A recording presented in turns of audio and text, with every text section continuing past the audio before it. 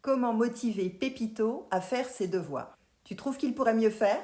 Que ses résultats ne sont pas au niveau et tu te bagarres pour le mettre au travail? Alors la solution existe et je te la présente ici. Je vais te dévoiler des astuces que tu peux mettre en place à la maison simplement et qui vont aider ton enfant à réussir sa scolarité au collège. Ce que je vais te montrer, c'est le fruit de mon expérience.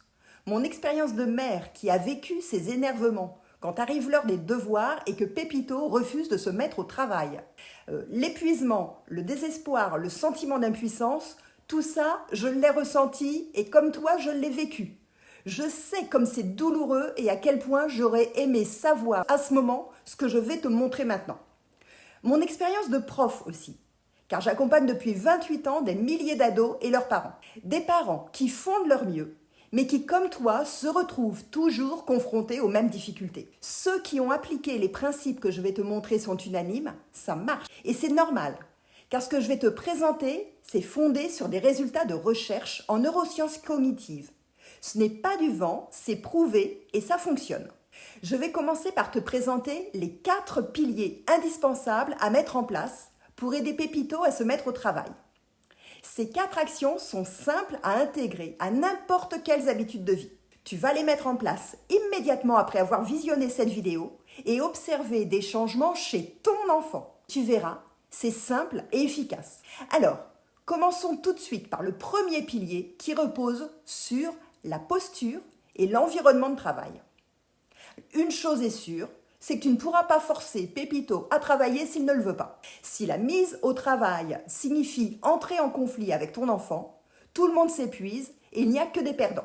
D'où l'importance de créer un environnement de travail adapté, lui permettant de s'y mettre et de se concentrer sur cette tâche unique, travailler. L'idéal serait d'avoir un bureau rangé dans sa chambre, un bureau qui ne serve qu'à ça, sans jeu ou jouet dessus. Mais tu peux préférer qu'il s'installe sur la table du salon ou de la cuisine, en respectant certaines règles. Débarrasser un espace suffisamment large pour ne pas être dérangé par ce qui est autour et avoir la place de sortir tout le matériel nécessaire. La trousse, le cahier de texte ou l'agenda, le minuteur, le cahier de brouillon.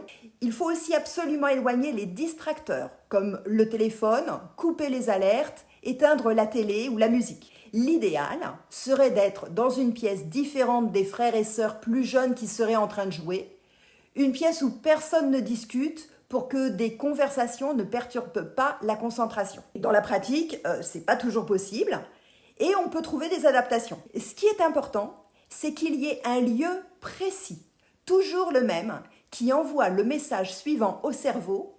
Ici, c'est l'endroit où je travaille.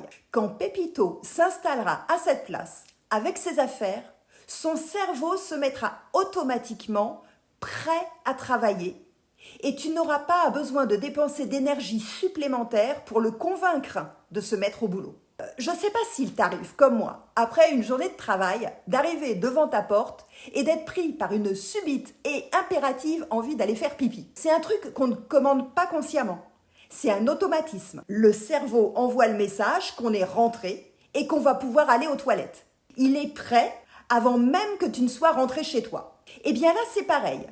Tu peux aider le cerveau de ton enfant à se conditionner à travailler au moment où il s'assoit à cette place particulière. Il se mettra en mode « je fais mes devoirs ». Alors, laisse au cerveau le temps d'intégrer cet automatisme et tu verras le temps et l'énergie que ça va te faire gagner par la suite. En résumé, pour une posture et un environnement de travail réussi, pense à créer un lieu dédié uniquement à cette tâche, un endroit qui sera dégagé et calme. Éloigne les distracteurs qui font du bruit comme les téléphones ou les conversations et garde ce même lieu tous les jours pour un meilleur ancrage mental. Ici, je travaille. Quand l'environnement de travail est installé, tu peux t'attaquer à la deuxième étape de ton plan d'action, les rituels. La mise en place de rituels va donner un cadre à Pépito qui cherchera beaucoup moins à en sortir. Un horaire régulier, une durée limitée, un espace attribué et des activités bien définies. Tout ça va l'aider à entrer dans l'activité plus facilement. En encore un gain de temps et d'énergie incroyable. Il faut que faire ses devoirs devienne une habitude, une routine, comme de partager les repas, de se laver les dents, de se doucher, de se coucher, ou bien encore d'aller faire du sport, d'aller jouer avec les copains. Et quand l'habitude est installée, c'est gagné. Pépito arrête de lutter contre toi et il se met au boulot sans chercher à négocier ce moment, puisque ce n'est pas un moment qui se négocie. Pour installer cette routine, je te propose de construire un emploi du temps dans lequel tu vas indiquer les plages horaires réservées au collège, aux activités extrascolaires s'il y en a, les temps réservés aux activités familiales et y insérer le temps de travail sur les devoirs. Avec ce cadre, Pépito n'a plus aucune raison d'entrer dans des négociations pour voir si c'est maintenant ou plus tard qu'il doit se mettre au travail. On le fait juste au moment où c'est écrit sur l'emploi du temps, comme le reste des activités. Pour plus d'efficacité, propose à Pépito une discussion au moment d'élaborer cet emploi du temps. Construisez-le à deux et surtout, laisse-lui des choix. Demande-lui s'il préfère faire ses devoirs après le goûter ou avant le repas. Tu vas lui permettre comme ça de s'engager en t'indiquant une préférence parmi des choix qui te conviennent. Son implication au moment de la construction de cet emploi du temps va lui donner une responsabilité dans la réussite du projet. Il va s'engager volontairement et il sera moins tenté de le remettre en question. En résumé, pour installer des rituels, fixez un horaire de travail régulier tous les jours.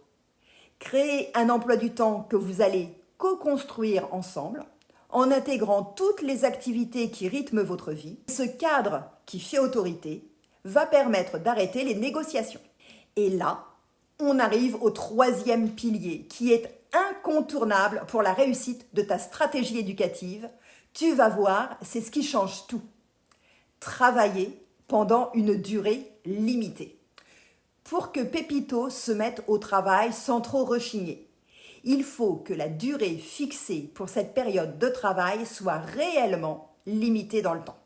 Il faut qu'il sache que ce moment pas très agréable et qui demande des efforts n'est pas infini, mais qu'au contraire, il est fini, court et réalisable sans trop de souffrance. C'est là que l'utilisation d'un minuteur peut être très utile. Il y en a plusieurs sortes que tu peux acheter pour pas très cher, dont certains, comme celui-là, qui permettent de visualiser le temps qui s'écoule. C'est très pratique pour les enfants. Je te conseille d'éviter le minuteur du téléphone pour laisser le téléphone et ses alertes éloignés. Alors là, fondamental, le temps des devoirs doit être stoppé au moment où le minuteur retentit, que le travail soit terminé ou pas. C'est super important de ne pas étirer ce temps de façon interminable parce que c'est quelque chose de désespérant pour un enfant. Il a besoin de savoir qu'il y a un bout et que ce bout est atteignable avec des efforts raisonnables. N'oublie pas que Pépito a en général déjà une journée de travail dans les pattes et que ses ressources disponibles pour un effort intellectuel sont extrêmement limitées quand arrive l'heure des devoirs. C'est pour ça qu'il vaut mieux prévoir de petites séquences journalières plutôt qu'une seule grosse dans la semaine. J'ai l'habitude de conseiller aux parents de mes élèves une durée de 15 minutes en 6e, 20 minutes en 5e, 25 minutes en 4e et 30 minutes en 3e. Avec une séance de travail tous les jours du lundi au jeudi, une pause le vendredi soir et le samedi, et une dernière séance le dimanche soir. Tu constates que ces durées sont courtes et représentent des objectifs réalistes pour Pépito. Les recherches en sciences cognitives montrent qu'il est complètement utopique de vouloir en faire plus. Le cerveau n'en est pas capable. Le temps que tu mettras en plus sur ces devoirs sera du temps perdu parce que le cerveau ne sera plus en capacité d'acquérir de nouvelles connaissances. Fais-le travailler un peu, régulièrement, de façon efficace, plutôt que beaucoup, longuement et inutilement. Tu vas voir immanquablement l'ambiance à la maison changer du tout au tout. Imagine ton nouveau discours. Interdiction de travailler davantage. C'est un changement de posture complet et tu vas voir qu'il change tout. Tes relations avec Pépito vont se transformer. Essaye et tu me diras ce que tu en penses. N'hésite pas à me le dire en commentaire sous la vidéo. En résumé, fais travailler Pépito avec une durée limitée mais qui sera efficace. Utilise pour ça un minuteur visuel et demande-lui de s'arrêter même si son travail n'est pas terminé. Tu peux te fier aux durées conseillées par les chercheurs en sciences cognitives. Et pour finir, on en arrive au 4e pilier de ta nouvelle stratégie éducative, un pilier qui va donner à Pépito confiance en lui et lui donner envie de recommencer demain. La gratification. Dès le début, encourage-le au moment de se mettre au travail. C'est bien, tu as réussi à t'installer, bravo. Et aussi une gratification à la fin de ce moment de travail. Ça fait toujours du bien, que ce soit un encouragement comme un bravo, tu as bien travaillé, félicitations, ou bien la possibilité de faire une activité plaisir, le droit à aller jouer, de manger un truc qui fait envie, ou de sortir voir un copain. Encore une fois, félicite Pépito. Que les devoirs soient terminés ou pas, ce qui compte, c'est d'abord de s'être installé à sa place de travail et d'avoir sorti ses affaires. Et ensuite, d'avoir fait son maximum pendant le temps imparti. Tous les enfants ne partent pas du même point. Et pour certains, il y a beaucoup plus de chemin à parcourir que pour d'autres. L'étape « je m'assois et je sors mes affaires », même si Pépito ne fait rien de plus, ça peut être suffisant dans un premier temps. Rappelle-toi qu'au début, on prépare le cerveau à se mettre au travail dans un espace réservé, à un moment réservé. Même s'il n'y a que ça, pour certains enfants, c'est déjà un progrès à célébrer. Être valorisé, être fier de soi, c'est hyper important pour avoir envie de se remettre en place le lendemain.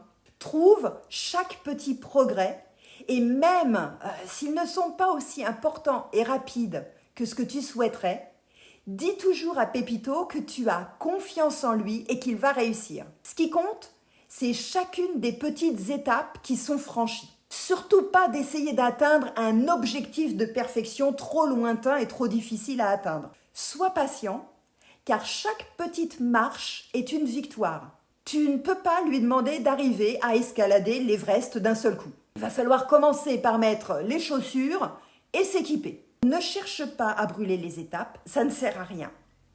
Aide Pépito à s'équiper avec le bon matériel. La suite viendra toute seule après, fais-lui confiance. En résumé, célèbre avec Pépito tout ce qu'il va réussir à faire avec de nombreuses gratifications. Des encouragements au début, à la fin, des récompenses. Valorise ses efforts plutôt que les résultats et rappelle-toi que chaque petite étape est une victoire. Tu vas ainsi créer une spirale positive de confiance. Et voilà, bravo, tu es arrivé à la fin de cette vidéo et tu peux maintenant mettre en place ces 4 piliers qui vont permettre à ton enfant de se mettre au travail avec plus de facilité. Si tu arrives à installer ces petits changements dans vos habitudes, tu vas le voir se transformer et changer d'état d'esprit vis-à-vis des devoirs. Essaye, ça marche vraiment. Les parents d'élèves que j'ai accompagnés sont là pour en témoigner. Je te présenterai dans une prochaine vidéo comment tu peux aider ton enfant à mieux comprendre et à mieux mémoriser ses cours. Alors abonne-toi pour ne pas la manquer. Je t'offre également la carte mentale de cette vidéo sur laquelle tu pourras suivre les étapes que tu as mises en place pour aider ton enfant à se mettre au travail. Et je t'offre aussi un résumé de tous les points importants que j'ai développés dans cette vidéo. Tu trouveras un lien dans la description pour télécharger ces 2 documents. Pense à me dire en commentaire quelles sont les difficultés que tu rencontres pour mettre en place ces postures. On pourra réfléchir ensemble aux solutions qui peuvent s'adapter à ton cas particulier. Ton enfant te remercie de prendre soin de lui. À très vite!